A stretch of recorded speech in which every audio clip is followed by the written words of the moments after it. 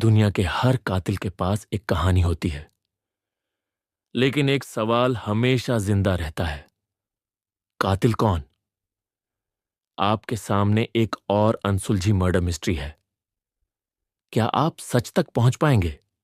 उस रात खन्ना मेंशन में तूफान आया, लेकिन असली तूफान अंदर था। एक शक्तिशाली व्यवसायी रजत खन्ना अपने अध्ययन कक्ष में बेजान पड़े थे। उनका खून महंगे फारसी कालीन में लथपथ था। हत्या कर दी गई।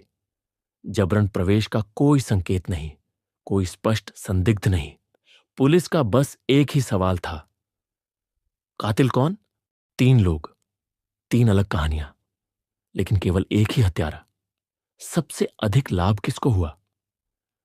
रजत की पत्नी अंजलि खन्ना ने दावा किया कि वह अपने कमरे में सो रही थी। उसने कहा कि जब वह उठी तो उसने देखा कि उसका पति पहले ही मर चुका है।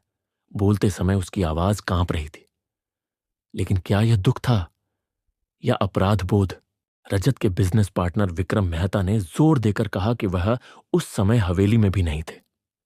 उसने कसम खाई कि वह एक पार्टी में था और पुलिस से दूसरों से पूछताछ करने का आग्रह किया। लेकिन वह घबराया हुआ क्यों लग रहा था? और फिर रमेश वफादार नौकर था। उसने कहा कि उसने रजत को आखिरी बार सोने से पहले रात 10:30 पर देखा था। उसके शब्द सरल थे, लेकिन उसके हाथ कांप रहे थे। इंस्पेक्टर वर्मा ने घटनास्थल का ध्यानपूर्वक अध्ययन किया। चिमनी में एक अधजला कागज पड़ा था।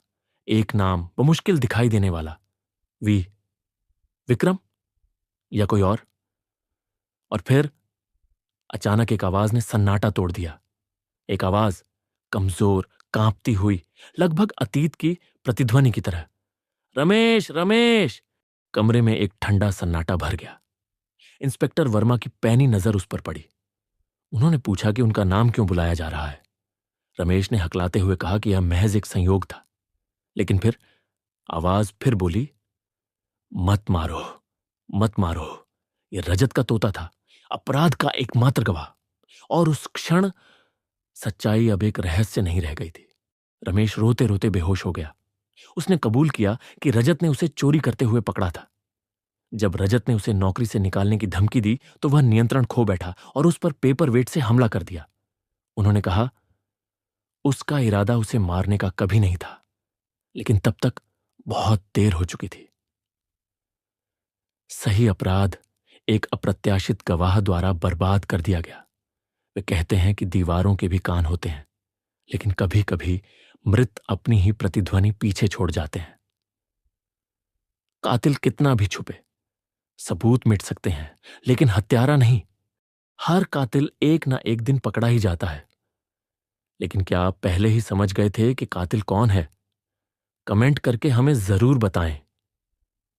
अगर कहानी पसंद आती हो तो लाइक करें, शेयर करें और नए रोमांस मर्डर मिस्ट्री के लिए चैनल को सब्सक्राइब करें।